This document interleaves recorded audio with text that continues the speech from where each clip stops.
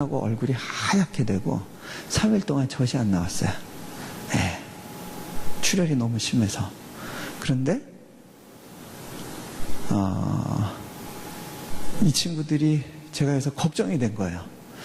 이 사람들 정말 기도하다가 뭔가 마음에 하나님이 이걸 원하신다 그러면 고지고대로 하는 스타일이니까 제가 좀 융통성 좀 발휘하라고 말리고 있는데 한 번은요, 이 형제가 저희를 찾아왔어요. 찾아와서 부총장이 저희가 기도하는 가운데 기숙사에 대한 많은 부담을 갖게 됐습니다. 그러는 거예요. 그 당시 기숙사가 환경이 열악했어요. 가끔 이제 전기가 끊어지고 이제 그 보일러가 작동을 안 하게 되는데, 그렇게 되면 영하 40도, 30도 이렇게 내려갈 때 얼어버려요. 실내가 얼어버려요. 그러면 아이들이 너무 추운데 거기에 보니까 더운 물도 제대로 안 나와요. 이제 그 열악한 상황을 알고 어떻게든 자기가 들어가서 한번 고쳐보겠다고, 그리고 거기서 이제 좀 영적으로 방황하는 아이들을 좀 직접 챙기고 돌보면 좋겠다고 거기를 들어가겠다는 거예요. 그런데 그 집 아이가 태어난 지, 둘째가 태어난 지 3개월도 안 된 시점이었어요. 아니, 그 어린애를 데리고 거기 들어가면 애들 감기 걸리고 아프면 어떡하냐고, 말도 안 된다고. 좀 자기 가족을 돌볼 줄 알아야지. 그러면서 제가 막 야단을 쳤어요. 그리고 저는 이렇게 이제 집에 가려고 나오는데 이 친구가 졸졸 따라오면서 계속, 부총장님 한 번만 더 생각해 주세요. 이거는 하나님이 주신 부담입니다. 그러는 거예요. 하나님이 주신 부담이라니까 제가 할 말이 없었어요. 그럼 알아서 해. 몰라 난. 그러고서는 와버렸어요. 이제 그 친구가 그걸 가도 좋다라는 사인으로 알고 이제 기숙사로 갔어요. 기숙사 가서 이제 내가 이곳에서 이제 살면서 뭘 고쳐야 될지 한번 좀 큰 그림을 그려보자. 그러고 가서 이제 하나하나 이렇게 챙겨보는 겁니다. 그런데 이렇게 보다 보니까 고칠 때가 너무 많은 거예요. 이거는 한 1억은 들겠다, 고치려면. 그리고 몇 개월은 걸리겠다. 그러면서 그 꼼꼼하게 고쳐야 될 것들을 쭉 적다가 힘들어. 그러고 로비에 앉아서 휴 하고 쉬고 있었어요. 그런데 그때 하나님이 그 형제한테 말씀을 주셨어요. 근데요, 이 형제가 생각해보지 못한 말씀이에요. 무슨 말씀이었냐면, 내가 너에게 정말 원하는 게 있는데 이 환경을 고치려고 하기 전에 먼저 이 환경을 있는 모습 그대로 받아들여 줄 수 있겠니? 그때 뒤통수를 맞는 걸 줄 알았대요. 맞아, 그렇구나. 나는 지금 여기서 뭘 고치고 고쳐야 될 것들, 우리 애들이 이런 환경에 있으면 안 되지, 고쳐줘야지. 의협심에 불탔는데 하나님은 그에게 원하시는 게 다른 거였어요. 너 내가 준 환경을 있는 모습 그대로 먼저 받아들여 줄 수 있겠니? 그것이 내가 너에게 원하는 사역의 시작이다. 저는요, 그 말을 들었을 때 이게 선교사의 사명을 가진 사람에게 하나님이 1차적으로 원하시는 거구나 깨달았어요. 여러분들에게 하나님이 원하시는 게 있어요. 내가 너희에게 허락한 환경을 있는 모습 그대로 받아들여 줄 수 있겠니? 그것이 사역의 시작이란다. 자, 그 형제가요, 한 번은 우리 학교에 어디죠? 시베리아 지역에서 온 학생들이 많이 있는데, 그 중에 투바 공화국이라고 하는 곳에서 온 아이들이 유난히 좀 애들이 거칠어요. 거기는요, 학부모들이 뭐라고 얘기하냐면, 우리 애들을 좀 강하게 키워주세요. 말 안 들으면 좀 몽둥이로 패가면서 좀 그렇게 화끈하게 좀 다잡아주세요. 이런 곳이에요. 거기는 좀 환경적으로 위험하고요, 마피아도 많고 그런 데예요. 그런데 거기 온 학생들이 한 번은 몽골 시내 어느 술집에서 그 투바 지역에서 온 깡패들하고 싸움이 붙었었어요. 그런데요, 이 깡패들이 어떤 존재인지 모르고 그냥 겁없이 그 친구들을 때려주고 나온 거예요. 그런데 이 투바의 깡패들이 우리 학생들을 향해서 복수의 칼을 갈았어요. 몸에 칼을 지니고 학교 밖에서 기다리고 있다가 아이들을 급습하는 일이 생긴 거예요. 이 아이들이 부르르 떨어요. 교수님이 그 사실을 알고 아이들한테 권했어요. 니들이 경찰에 신고하면 되잖아. 왜 그걸 못해? 선생님, 몰라서 그래요. 경찰에 신고하면 결국 얘네들은 추방돼서 고향으로 갈 텐데 우리 돌아오기를 기다릴 거예요. 거기다가 우리 부모들이 위험해지면 어떡해요? 우리 무서워서 그렇게 못해요. 아이들이 무서워서 기숙사 밖을 나가질 못해요. 얘네들 이러다가 학교를 떠나면 어떡하지? 이 교수님이 이제 의협심을 발휘했어요. 그래서 몽골 경찰을 동원을 해서 그 투바 지역에서 온 갱들을 완전히 이제 일망타진하게 한 거예요. 그래가지고 그 사람들이 굴비 낚듯이 줄줄이 엮여서 이제 경찰서로, 유치장으로 왔습니다. 이 몽골 경찰들 굉장히 터프합니다. 특히 이제 외국인에 대해서 니까진 놈들이 우리나라에 와서 행패야? 그러면서 이 구둣발로 막 짓밟기 시작합니다. 그러면서 마구 몽둥이로 때립니다. 그런데 그때 그것을 밖에서 보던 그 교수님이 이제 숨을 쉽니다. 살았다.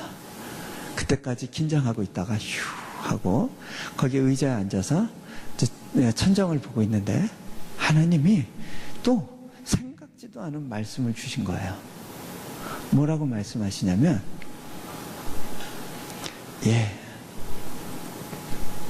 너 어떡하다가 내 아이들이 이 모양 이 꼴이 됐니?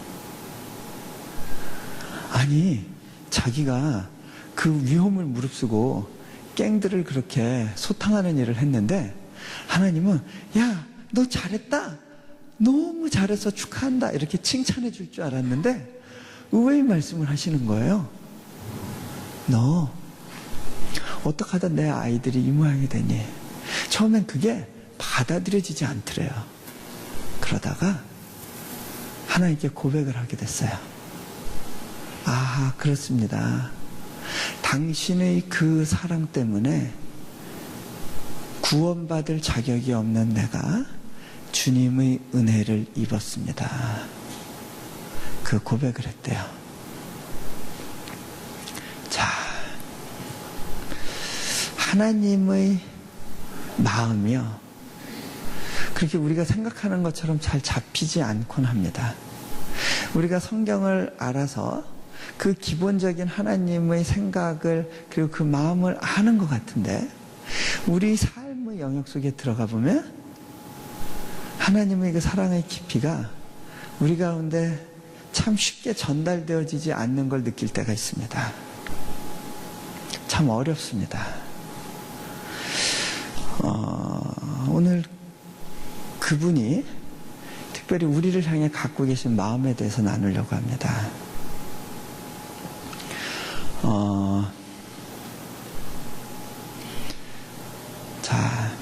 저희 딸아이가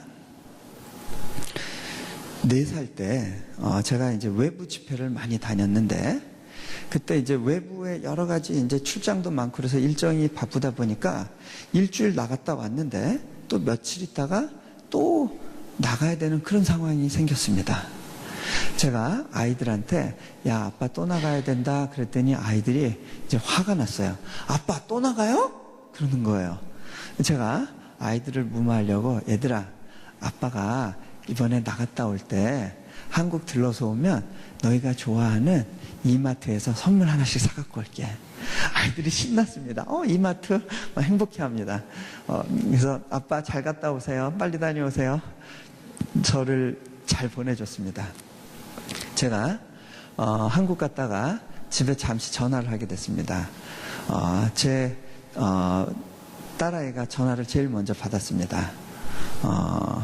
근데 첫 마디가 아빠 내 선물 샀어요? 네, 제가 선물의 빚짐자가 됐어요. 아니 뭐 아빠 안녕하셨어요? 잘 지내셨어요? 뭐 별일 없으세요? 뭐 그런 거 물어볼 줄 알았는데 첫 마디부터 아빠 내 선물 샀어요? 이러는 거예요. 그래서 제가 아이한테 물어봤어요. 서연아, 너 아빠가 더 좋아? 선물이 더 좋아? 그랬더니 선물? 제가 또 물어보려고 하니까 엄마 바꿔줄게요. 그러고 엄마를 딱 바꿔요. 귀찮다는 듯이.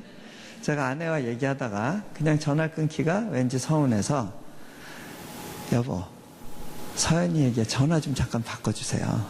전화를 다시 바꿨습니다. 제가 아이한테 또 물었습니다. 서연아, 아빠가 한 번만 더 물어볼게. 이번에 잘 대답해봐. 아빠가 더 좋아? 선물이 더 좋아? 그랬더니 이제는 좀 생각을 하려고 애를 씁니다. 선물.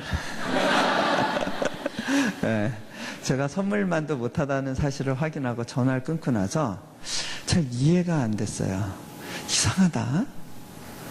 아빠와 선물은 이게 동등 비교 대상이 아닌데 아빠를 가지면 선물은 따라오게 돼 있는데 아이가 아빠를 고를 줄을 모르더라고요. 왜 그럴까 생각해 봤어요. 아이 안에 아빠에 대한 신뢰가 없었어요. 아빠는 나에게 선물 사주는 걸 기뻐하셔라고 하는 그런 신뢰가 없었어요. 그러니까 믿기 어려운 아버지의 마음보다는 확실해 보이는, 눈앞에 보이는 선물이 더 좋아 보인 거예요. 제가 그것을 보면서 우리의 모습을 깨닫게 됐어요. 자, 우리는요, 전통적인 종교관을 가지고 있습니다. 그런데 다른 종교도 다 마찬가지인 것 같아요. 어떤 면에서는. 기독교와 이 다른 종교가 갖고 있는 가장 큰 차이가 뭐냐면,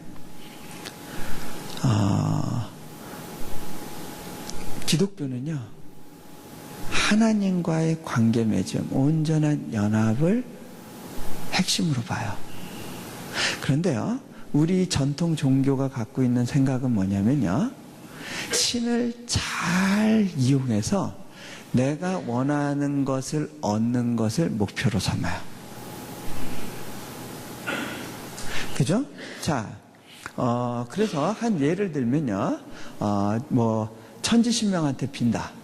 옥황상제한테 빈다. 산신령, 삼신할머니한테 빈다. 이럴 때 우리는 새벽마다 지성수 떠놓고 빌면 지극정성이다라고 이야기합니다. 그리고 지성이면 감천이지라고 이야기를 합니다. 지성이면 감천이지. 그런데요, 한 가지 문제가 있어요. 이 사람들이 그렇게 신에게 비는 이유가 신을 사랑해서가 아니에요.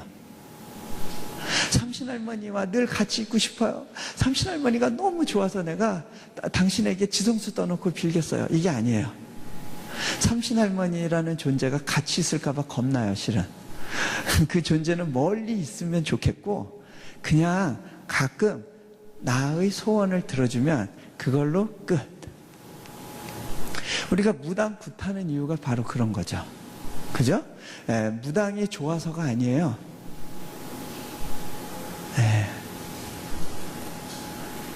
자, 우리는 보통 그러한 신관을 갖고 있습니다. 그런데 하나님을 믿는다는 것은 그것과 많이 달라요. 하지만 우리는 때로는요, 그러한 관점을 가지고 교회에 들어온 채 그대로 그 관점을 버리지 못하고 살아가는 경우들이 있습니다.